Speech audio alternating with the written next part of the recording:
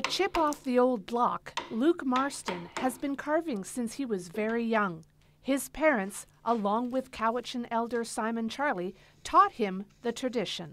I love all the aspects of carving. There's so many different things that just help me for when I'm carving. But you know, sometimes it becomes like a meditation, and other times it's a good way just to send out messages or record a history of our people. My name Tsatsamo comes from SALISH First Nations, but I never grew up here.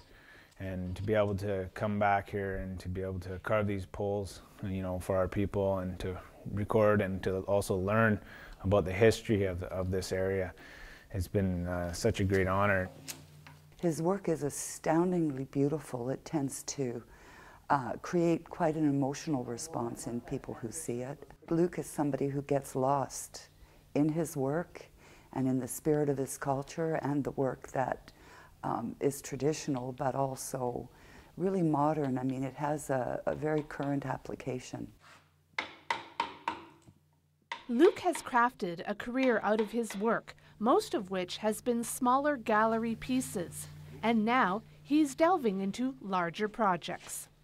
It's something that I really enjoy. It's such a great feeling to be able to work on such a massive and big pieces, and these welcome figures aren't even really that big. They're only 10 feet. When I'm doing pieces like this, it's, you know, a continuum of an art form that, you know, our people did. The Coast Salish people did more welcome figures and house posts opposed to the actual totem poles.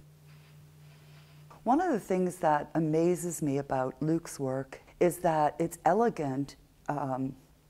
Its lines are very clear and simple in some respects, and yet to create that kind of elegance is really difficult.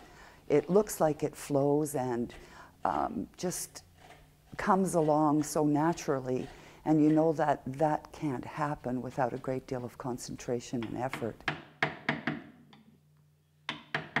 The process for these welcome poles started 9 months ago and still have a couple of more months to go before being finished.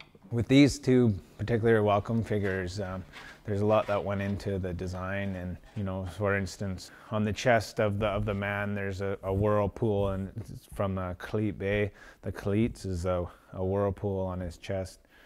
Again, that records the history of where that name came from and the origin of this area. And there's lots of different things that are going to be on these welcome figures that represent this region and where our people first came from. His work speaks to me at that level. It just kind of makes my spirit respond. And I think that's what true art does. Being able to make these poles has been, you know, a great honor for me. Haichka to Staminis Mistimo for giving me this opportunity.